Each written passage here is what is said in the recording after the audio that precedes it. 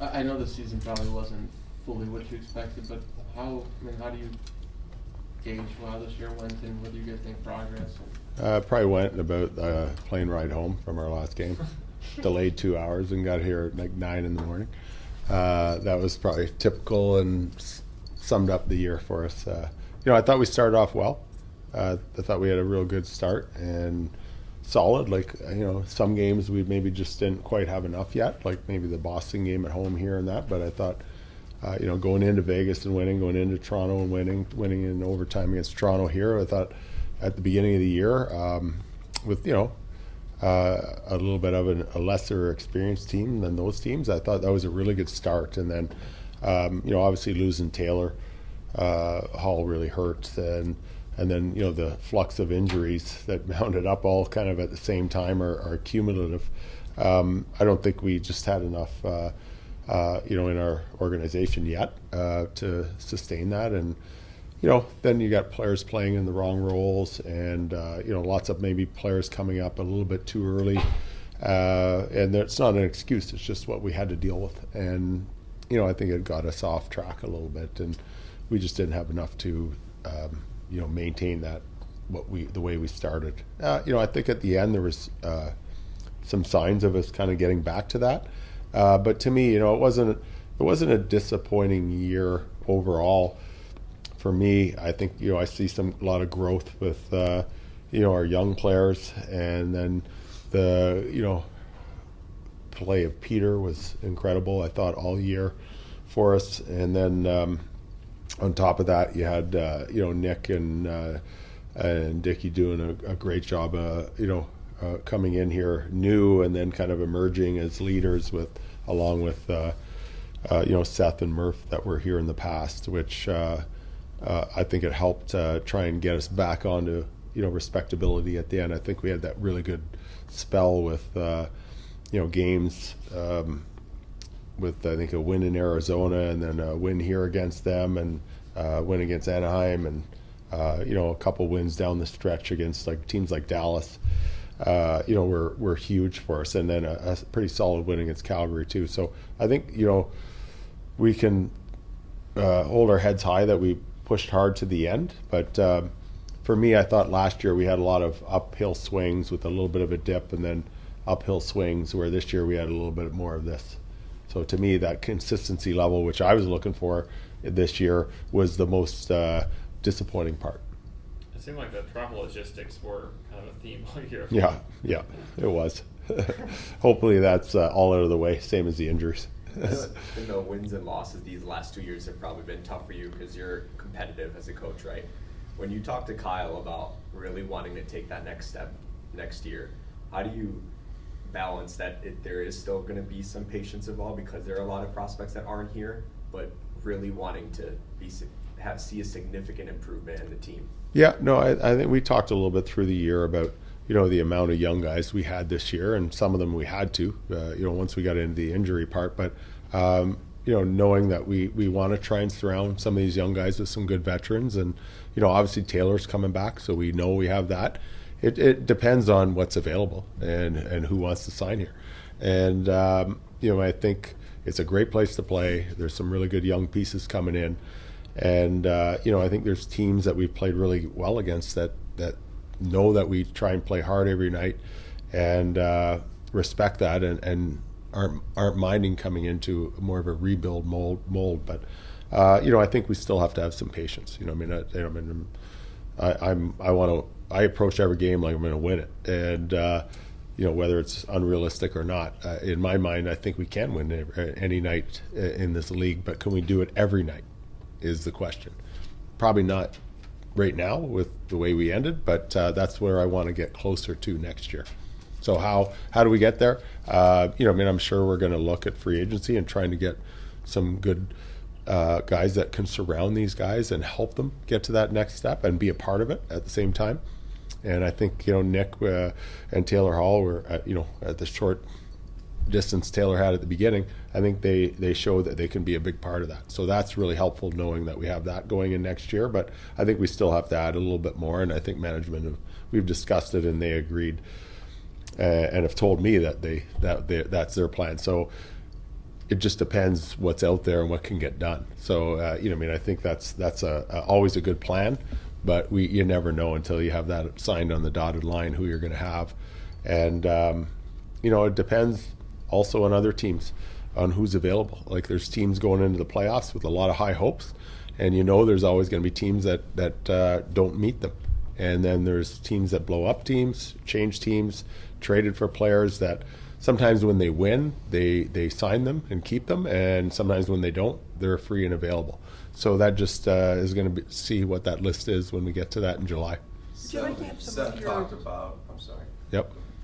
Would you like to have some of your veteran players that you had this season to help with the free agent signings? Talk to other players. Yeah, I don't know if you're allowed to do that, but they can do it. We can't do that. So that's. Buddies talking to buddies, right? And we really can't control that. I know Kyle goes through the agents, and that's the only proper channels you can do. Hopefully we've done enough to show them that we have a direction and a work ethic that would entice people to come. That's all I can do as a coach. Seth talked about finding identity pieces, guys that accept the third or fourth line role, do the responsibility of an F1, and may not end up on the score sheet. Then we had Nick talk about guys that bring juice to the lineup.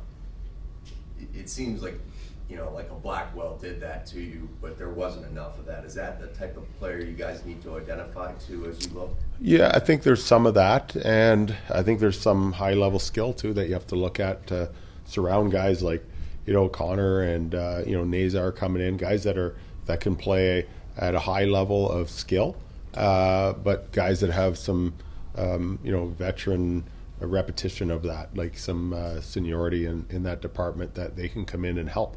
We want to have a good work ethic. I love workers, but you also have to have some talent to go along with that, and have a good balance in that. So I think we're probably going to look for both. As a coach, you obviously understand the rebuilding phase. Did you find yourself wrestling last year, this year, when you're holding guys accountable, like just giving the young players a leash to make mistakes, knowing where they're at in the rebuild versus like when to pick the spot to maybe sit them for a shift or two? Yeah, and it was that was probably harder to do this year because of our injury situation, and we were just trying to compete and survive at certain times this year. But that's the way it's got to be, and I think that's the only way that you can coach and learn, and that's why hockey is the best sport in the world for a team sport. It's the ultimate team sport, and it's always been known for that. And I think that goes along with the accountability, and not just from coaches, but from the inner flux within themselves. And that's the best team that you have if you can have that. I think going forward with that, we have to do that probably even more. And as we're building, we have to demand more from the players and them themselves from each other, and them us. They have to hold us accountable too. I think this is good. We've had some conversations this year about practice. Maybe we do practice a little shorter but harder next year, and it gets us ready for. So every time we step on the ice, they're known it's going to be go. It's 100 miles an hour and it's competitive, and there's no easing into practice, because sometimes you start a game and subconsciously you're like, oh, I'm going to ease into the game, and it's 3-0. And we know how hard it is for a team like us that sometimes is challenged to score goals, to play from behind. That's a lot of energy. And even if you catch up, then maybe you fall off at the end. And, I thought we saw that this year a little bit. So I think for us to be ready to start every game and to continue that compete level through the game to the end of the game, I think we need that a little bit more in practice next year. And that's probably on the coaches to demand that a little more. But then it's on the players to complete that and execute it. How comfortable are you with just giving it directly to Kyle Davidson and saying, hey, I need some help next year. I need some talent going into this next season? I think he addressed that to me. I think we've talked about it, but again, it's who's available. How can you get a deal done with the agent? There's other teams competing. I think there's older players in the league that have skill and know they're desirable, they probably want to win too. So sometimes it's maybe not the first stop here right now. 10 years ago it probably was, but right now we're starting over again, and we got to make that step and stride that make it desirable for all these players to come here. And I think we've done some good things over the last 2 years, but we have to do more, and we have to get ready for that. So hopefully we can find some players that fit that mold that we're looking for and are willing to commit to here. And we're looking forward to it. We think it's a great place to play. It's a great organization to play for. And everybody's seen in the past how exciting a city this could be when you win. And we just want to try and get that opportunity to get back to that. So when that's going to be, I don't know. But it's not necessarily me pleading to Kyle for that. I think he realizes it and wants it just as much or more than me. And I just have to do my job and coach, and hopefully, the brand of the Chicago Blackhawks, and Kyle can do some sweet talking and bring some guys here. Bedard and Curtis have played together so much this year, with that third line they kind of varied. Would you like to have more stability there? Is that Taylor Hall, or is that someone potentially you guys look at in the Well, I think Taylor fit there pretty well and did well with Connor at times, at the beginning, and both power play and 5-on-5. So that's definitely something to look at. I think obviously adding to that role on that top line, top six, I think that would be great for our organization to get to that. You never know where the young guys are going to be between now and the summer. It's a long summer, but that's a big step to really kind of hope for and hold your breath for. So I think I'm sure that's on the list for July, is to get someone to help in that area. A lot of guys make the jump from college to NHL, not just here but around the league. Is the NCAA game, or college hockey game rather, proving to be a better developmental ground than it's been historically, and how does it compare to the AHL these days? Compare it against the what? AHL. I don't think it's quite the same as the AHL. I think a lot of college players will still have to put some time in the AHL. I think it's a good stepping stone.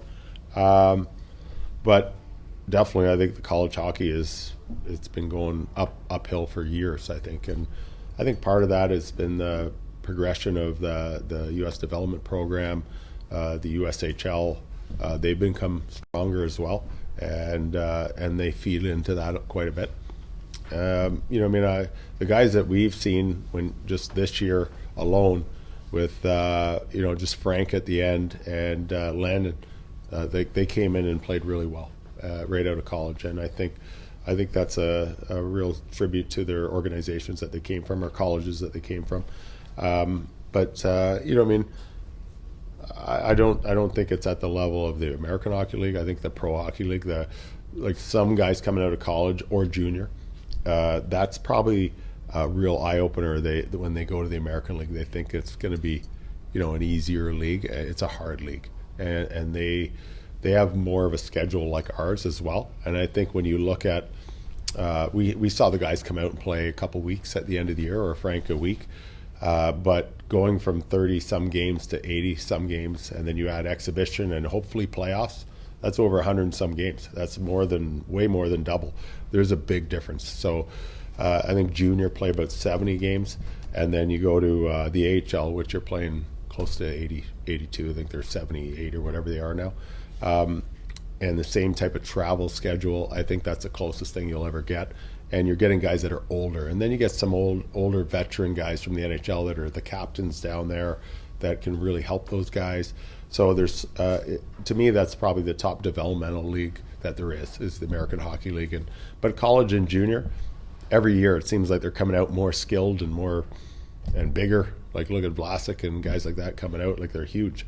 And they can skate and play. So I don't know what's in the milk these days or whatever, but it seems like the athletes are getting bigger, stronger, faster, and more skilled. And but they still need a place to hone that a little bit.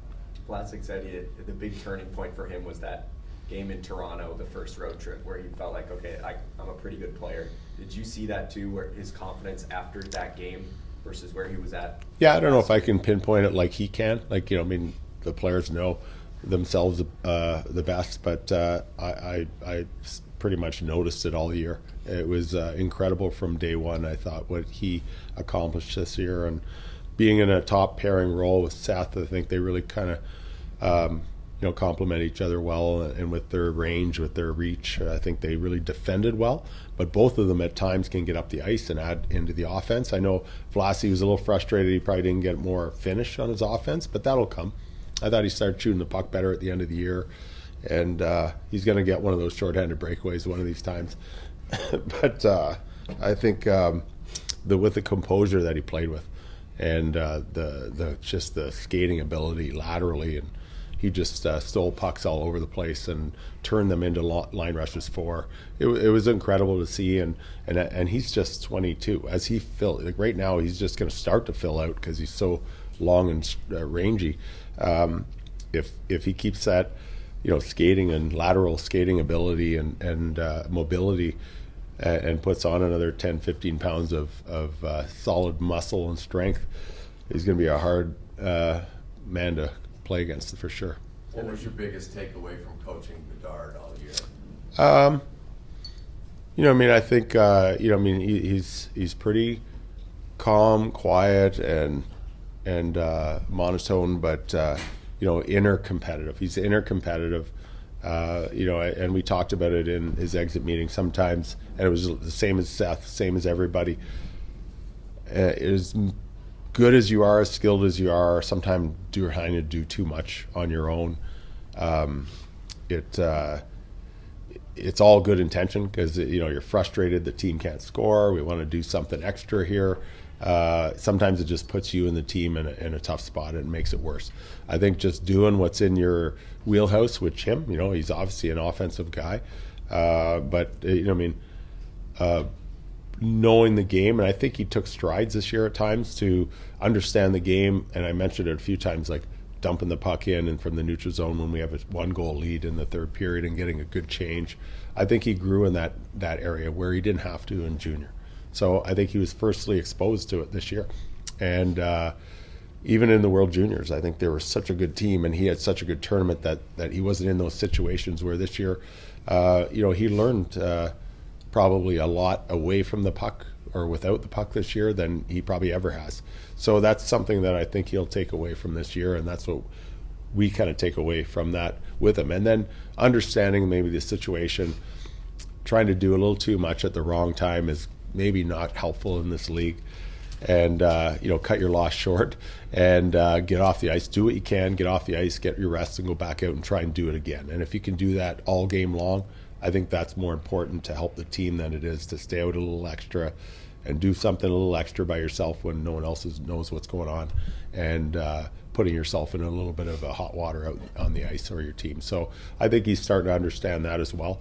And that's the first time he's ever been exposed to it. So it's understandable. Is that a tough conversation to have where he's so used to playing that? No, I think earlier in the year he'd be like, yeah, but I could make that play. And I'm like, I'm sure you can. But, I don't know if the other 4 guys on the ice understand that you're doing that. And if you don't make that play and you're exhausted, you can't get back and defend. So, he takes it in and understands that. And he's, he has good conversations about it. So he doesn't just slam the stick and slam the door and, like a bratty teenager. He has good conversations, and I think there's a lot to learn when you're 18, no matter how good you are, and there'll still be lots to learn when you're 19 next year. And but that's the league. It's the best league in the world. If there was nothing for him to learn here, it'd be boring. Pure skill-wise, was there a moment with Bedard where he really impressed you?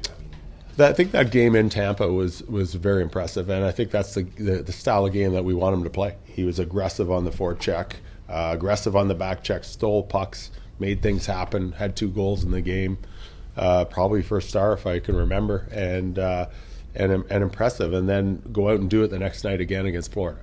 I think that's something that if we can consistently see in his game, it's up and down the ice with pace, stealing pucks, making plays happen. At a high pace, because anytime you slow things down in this league, teams are too good. Especially this time of the year, they back check hard. You got teams like Dallas and LA that are big and they have good stick skills. There's no stop and at the blue line, slow lob backhand passes through the middle, they're going to be going the other way. And then you're standing still, you can't catch them. So when you're skating this way and you're skating that way, I think that's the way to go. And I think that game, if you look back at that game in Tampa, if we could bottle that and get them to watch it, and this is how we want you to play every game. You're probably not going to play 82 games exactly like that, but how you want to model yourself. And our whole team should be modeled like that. And I think that's the kind of the recipe that we're looking for going forward. When he's With really some on of his the, game, is he as good a pickpocket as there is in the league right now? Yeah, I don't know. There's probably lots of guys that are really good at, like Mark Stone's not in the league, but he's the best guy that steals pucks and makes plays every year by a landslide. But there's guys that are really strong on their stick. I think he's elusive that way and sneaky. When he made that kind of snake bite stick check on Kucherov to start that goal in the, I want to say it was, I don't know what period it was in Tampa. It might have been the first period. That was like really explosive, surprising, and it was against probably the top scorer in the NHL this year. That doesn't happen to him very often. So that's probably one of the most impressive things that we saw this year. It wasn't actually the goal, which he did score after that. It was how he got the puck back. And that's how we want him and our whole team to play. Some of the veterans were talking earlier, and they were a lot more candid than they've probably been all season. Did you get some of that in the exit interviews where guys were getting things off their chest about what the team needs and what they're not getting? Yeah, a little bit. And I talked to guys about practice, and I think we had one practice near the end of the year where we sent guys out, if they wanted, with free ice to work on skills on their own with assistant coaches for 20 minutes, and then we came back out after everybody and had a 30-minute hard practice. And I think guys want to do that more. They want to practice harder, more competitive, more structure. If we don't do it right, blow the whistle, more accountability, and stop things, but maybe at a shorter period of time. And that's where I agree. And I think the coaching staff could have maybe identified that and done a little better earlier. But with our year we were trying to kind of manage and get through, and having new players every week for a while, we were just trying to get everybody on board with the right system. So I think we can work with that and work with the players going forward and have that recipe, because I think it'll be really imperative for us to practice hard next year so we play every game hard. Other than that, I think the guys always, same thing as last year, they always want to hear and be accountable for their mistakes, and they always say that now. And the heat of the moment, they don't always want to hear it sometimes, but and that's fine. I think that's part of a coach's job to tell them whether they want to hear it or not. And I think there's times where you have to know the personality as well. Is that going to rev them up more? Is that going to distract them more for the rest of the game? Or do I let that settle for a little bit and then talk to them? I think you handle everybody differently in that respect. So, and then sometimes you have to be kind of consoling to the team when you go through a rough patch, and then there's some team you have to lay the hammer down on them, and it's a hard practice, it's a hard message, and it's not so fun. And I think we had a little bit of all of that this year. I think we talked about it. I think we just talked about situations more than people are unhappy with this or that at the end of this year. I think everybody was just frustrated with the way the year went, and some of it we couldn't control. With the personnel being out, or how we just maybe had a few games that we were a little inconsistent. And I think we all agreed on that going back to practice, if we can practice a little bit more harder and a little bit more accountability through those practices, I think that will transition to the games a little bit more consistently. We all silly like the mayor.